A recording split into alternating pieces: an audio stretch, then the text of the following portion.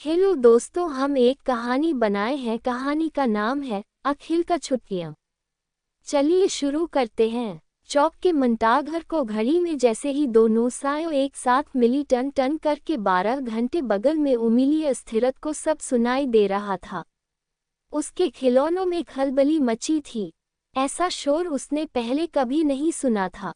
वह घबराया सा दूसरे कमरे में गया, पर वहां नाना जी तो कल ही गौशी के घर गए। अखिल वापस अपने कमरे में आ गया। बो की आवाजें तेज हो चुकी थी।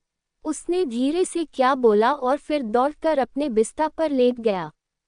चादर ऐसे तानी कि कमरे में नजर दौड़ाने में आसानी हो।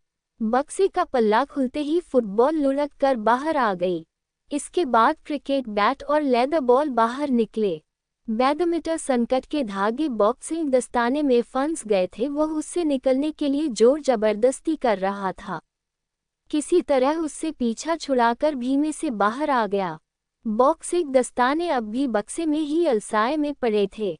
दस्ताने भैया, इतने उनीदे क्यों पड़े हो?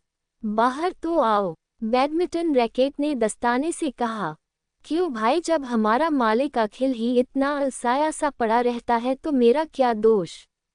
मेरी थी आदत हो गई है आराम फरमाने की, दस्ताने ने जवाब दिया। अरे, सालों हो गए हैं ऐसे पड़े पड़े। ऐसा तो होगा हो। क्रिकेट बैट ने दस्ताने की हाँ में हाँ मिलाई। मुझे ही देखो, मेरे हैंडल को ग्रिप कितनी खुरदुरी हो चुकी है। पर अखिल को इससे कोई मनले नहीं। जब हैंडल पकड़ेगा तब देखेगा ना मेरी दुर्गति। उसे हम में से किसी से कोई मतलब नहीं। बक्से में से फ्रिस्बी की आवाज आई। मेरी हालत तो तुम सबसे बदतर है। एक समय था कि अखिल हर रोज मुझसे खेला करता था। अखिल ये सारी बातें लेटे लेटे सुन रहा था। फ्रिस्त्री की बात सुनकर उसे याद आया कैसे देर रात को दोस्तों के माथ वह फिसनी खेला करता था। इसीलिए उसने LED वाली फ्रिस्बी मंगवाई थी। ऊंचाई पर पहुंचने पर फ्रिस्बी से सीटी जैसी आवाज भी आती थी। पर अब फ्रिस्बी की हालत खराब हो चुकी है। न तो उसकी लाइट जलती है, न आवाज निकलती है। बक्से में रखे रखे वह खराब हो चुकी है। प्यारी फ्रिस्बो, हम सब की राम कहानी एक सी है। बक्से से सबसे पहले बाहर लुढ़कने वाली फुटबॉल ने कहा। मेरो हया भी निकलने लगी है। लेदर बॉल भी फट चुकी है। अरे, खेलते खेलते फट जाती तो समझ में आता, लेकिन चूहे के कुतरने में ऐसा होने लगे तो मैं क्या कही। लेदर बॉल तो मानो आंसू आंसू ही होने लगी थी। छोटे चूहे ने हम सबको खूब नुकसान पहुंचाया है, पर अखिल का दिल हमारी दुर्दशा से पिघलता ही नहीं है। बैडमिंटन रैकेट ने कहा। देखो, मेरी शटलकॉक के सारे पंख झड़ चुके हैं। बस कॉक हो मचा हुआ है। शटलकॉक बक्से में ही पड़ी थी। ये सुनकर जोर जोर से रोने लगी। क्या शोर शराबा मचाया हुआ है तुम लोगों ने? अखिल चादर फेंककर जोर से बोला। उसका डर अब तक रफूचक्कर हो चुका था और गुस्सा उसको नाक पर चढ़ चुका था। सोने भी नहीं देते। और हाँ, इतनी बातें करनी तुम लोगों ने कहाँ से सीखी? मैंने किसी दूसरे के घर के स्पोर्ट्स गुड्स को ऐसे बोलते तो नहीं सुना। नहीं सुना तो हम क्या करें? दस्ताने ने कहा। कोई तुम जैसा भी तो नहीं होगा। छुट्टियों में भी खेलता नहीं होगा। क्या करूं? गर्मियों की छुट्टियों में भी इतना सारा गृह कार्य मिला हो तो? झूठ मत बोलो अखिल, गर्मियों की छुट्टियों में तो तुम खूब मस्ती कर रहे हो। दिन भर ऑनलाइन गेम्स, चैटिंग और सोशल मीडिया में उलझे रहते हो। मोबाइल तो मानी एक मिनट भी हाथ से छूटता नहीं। मम्मी चिल्लाती रहती है पर तुम सुनते कहाँ ही। शटलकॉक ने बक्से से ही जवाब दिया। होमवर्क का तो एज भी शुरू नहीं हुआ है अभी। बैडमिंटन रैकेट ने शटलकॉक की बात को आगे बढ़ाया। तुम लोग तो मम्मी जैसी बातें कर रहे हो। अखिल ने कहा। तो क्या हम गलत कह रहे हैं? फुटबॉल ने पूछा। अखिल के पास इस बात का कोई जवाब नहीं था। उसने फुटबॉल की तरफ नजर दौड़ाई। उसकी हवा वाकई निकल चुकी थी। रिचकी सी पड़ी थी। उसने पैर से उसे लुढ़काने की कोशिश की पर ये लुढ़की नहीं। मोड़ा खिसक गई। अखिल को बुरा सा लगा।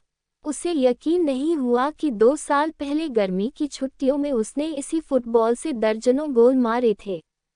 छुट्टियों से पहले वह पापा की जान खा गया था कि उसे फुटबॉल ला कर दे। स्कूल में हर रोज गेम्स पीरियड में वह फुटबॉल खेला करता था।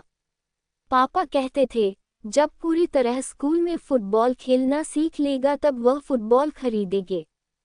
फिर चमाचम लाल रंग की फुटबॉल लाए थे उसके लिए। अखिल हर सुबह 1 घंटा फुटबॉल जरूर खेलता था। फिर शाम को 3.5 घंटा क्रिकेट कोचिंग के लिए जाता था। पैड, दास्ताने, हेलमेट सब कुछ था उसके पास। कोचिंग 1.5 साल तक चली। फिर कोचिंग वाले सर अकेडमी छोड़कर चले गए। वह अखिल को बहुत प्यार करते थे। उनका जाना और अखिल का अकेडमी छोड़ना, मम्मी ने लाख समझाया पर अखिल नहीं माना। कोचिंग छोड़ी तो बैट और बॉल को भी छोड़ दिया। अरे क्या सोचने लगे अखिल? लेदर बॉल ने पूछा तो अखिल बीते समय से वापस लौट आया। उसने लेदर बॉल की तरफ पलट कर देखा। वह उधर चुकी थी और चूहे के दांतों के निशान से भरी हुई थी। अखिल को उसे देखकर काफी दुख हुआ।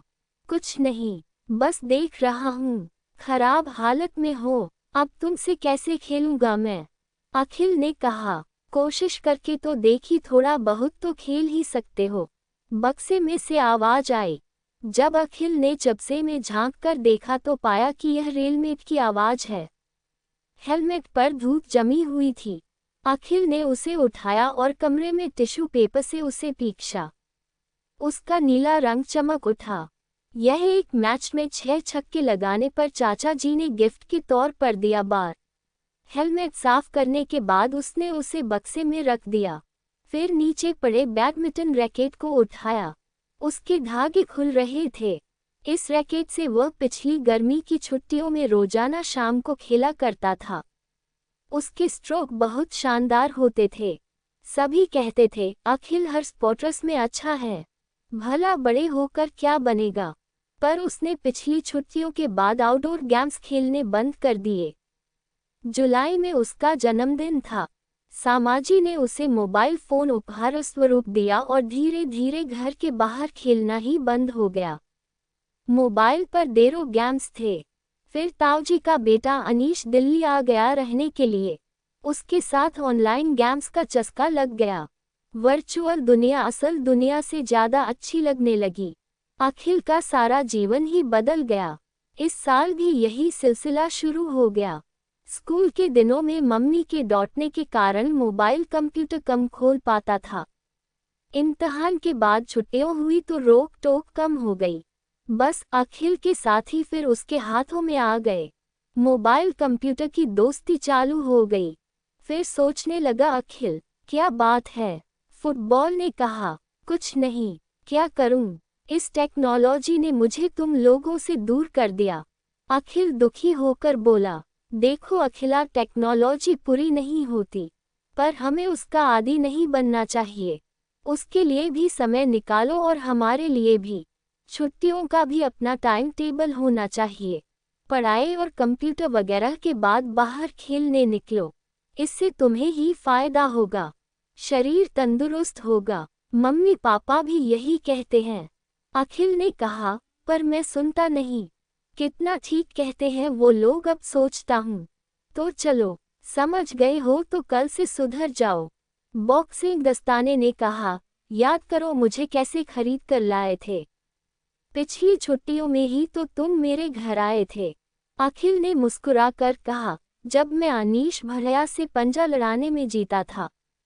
भड़िया ने ही खुश होकर पूछा था क्या लेगा, और मैंने कहा था बॉक्सिंग दस्ताने।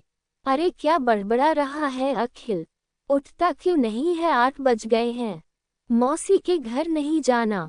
अखिल ने देखा, माँ खड़ी है। वह तो घर में थी ही नहीं। वह चौंक कर उठा। अभी तो वह सबसे बातें कर रहा था, अभी बिस्तर पर लेटा हुआ है। वह एकदम से उठ गया। माँ, आप तो घर ही नहीं थी।